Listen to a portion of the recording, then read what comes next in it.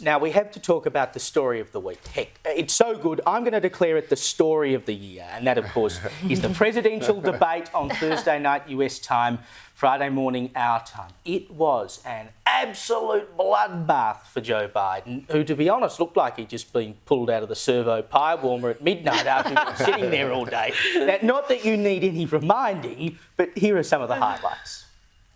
Wants to get away with, get rid of the ability of Medicare for us to be able to do with the COVID. With dealing with everything we have to do with.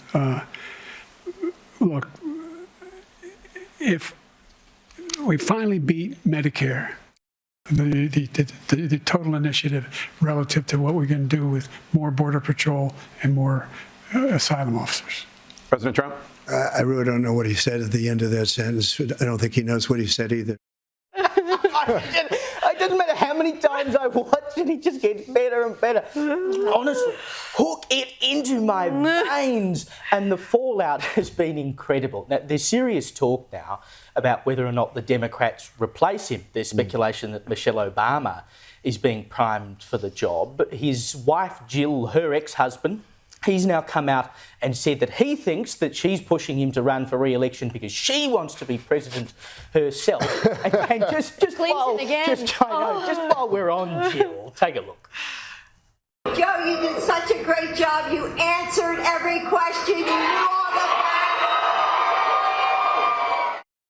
Oh my God. Claire, you and I were texting during the debate on Friday, like, what on earth are we watching? I wasn't surprised by his performance because we've been watching it unravel by the way. for 18 months. I mean, it was shocking and confronting, but I wasn't. I'm like, this is what we've been seeing. So I don't know. I think there's a whole heap of Americans, and certainly outside of America, that either aren't engaged or live in an echo chamber and aren't seeing. But this is what we've been seeing. I think, the thing with this debate is that it has signalled the end to the gaslighting of Americans, really. I mean, by the Democrat Party and by their media, to be able to keep up the charade of he's fine, he's very sharp behind closed doors, and which I've always thought is a really ridiculous argument, because as the leader of the free world, don't we want them also sharp on the stage, but while China's watching? No, but the most interesting part about this, based on what you just said,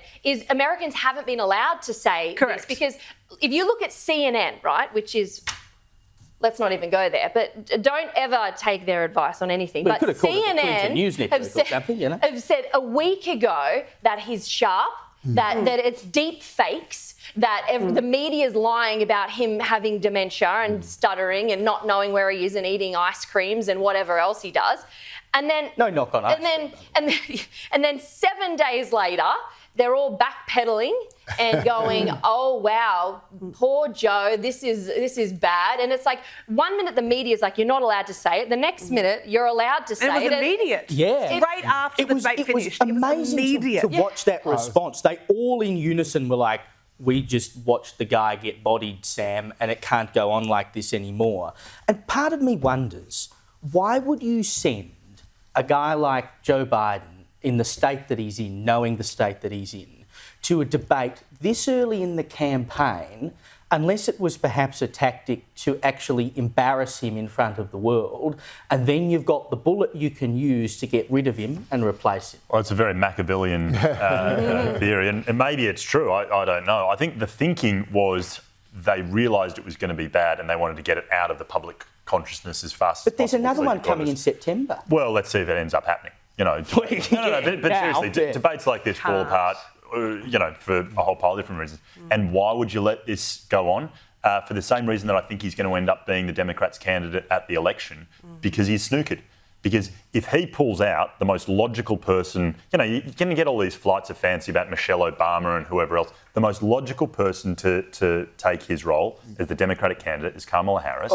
And she's less popular than he is, even in his current state. Yeah. And they know this. The polling on that is very, very clear. So, I think the current thinking is keep pushing him out there and hope that he comes good. But he can't. He can't, Joe. He cannot win the election. Yeah, I don't think that's right. I think a lot of people were sort of gaslit after, like, you know, if they get the sort of dosage just right and they time it just right, he can be okay with the teleprompter. He was the next morning. That's right. The next morning he seemed fine. They're like, oh, the medics are like, darn it, we got 24 hours. He was using a teleprompter then, and of course you can't do that in a debate. In the State of the Union, everyone was surprised at how well he did.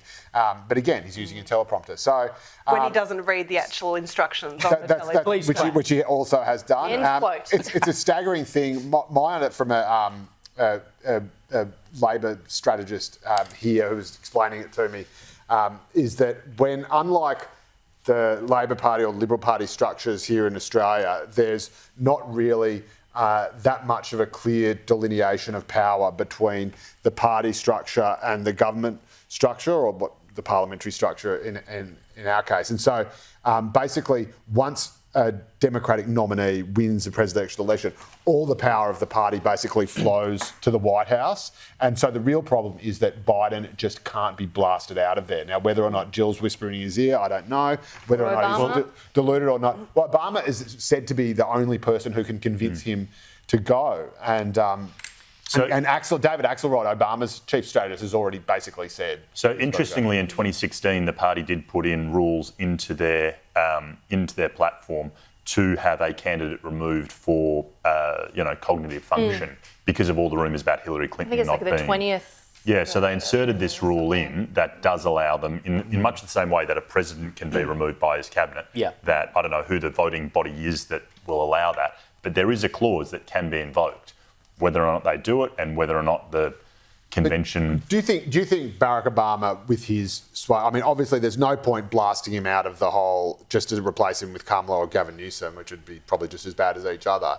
But surely, if they were going to go nuclear on this, they would have to put in Michelle Obama because only a sort of jaw-dropping OMG kind of move. Well, think about what Trump's campaign has been built upon. Let's make America great again. I don't want to be doing this. I'm a billionaire. I could be doing these other things. I could be playing my grandchildren, but I have to be here because the country's a mess. This old bloke with dementia is in here, and so they could almost inverse that and flip that to Democrats and say Michelle Obama could come in and say, because she's openly said, Michelle Obama, that she doesn't like politics. She doesn't want to do it. So whether that's her Trump card, pardon the pun, and she can whip that out and say, I don't want to do this, but I have to, I have no choice, and then she has the public vote. No. I mean, you look through every single one of Michelle Obama's statements about politics for the last 30 years. She does not ever want to run. She does not ever want to be part of this. She didn't want her husband to run for a long period. But this is the thing, like, they are so desperate. I mean, there are so many people who truly believe that the last election was stolen, whether it is or whether it's not. We'll find out one way or another, whether it's in this life or the next. But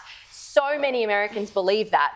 They do. So many Americans believe. What do you mean we'll find that out this life or the next? We will. We found that out. It wasn't stolen. Biden won it. Well, I'm saying that there are a lot of people who do not believe that 80 million people voted for a guy with dementia. Yeah, sure. And there's a lot of people that believe the Earth's flat. That doesn't mean the Earth's flat. We'll find out because one people way or are stupid. another. I mean, but my point we'll find out one way or the other. You're going to win the next election. We at least have the last one. You have a lot of people who truly believe this. You have a lot of people who believe it, regardless of what has come out. You have like millions of Americans who believe that it was rigged. If he wins again based on, 80 million plus votes, there is absolutely no way that the American public, the majority of American public, are going to believe it. Absolutely no way. I don't think there's any way he can win. I should prove that the last election was legit. You would have to bring in like literally 70 million votes if you wanted to get this guy over the line. Look, this is just one long, slow train wreck, and I, for one, am loving every single minute of it.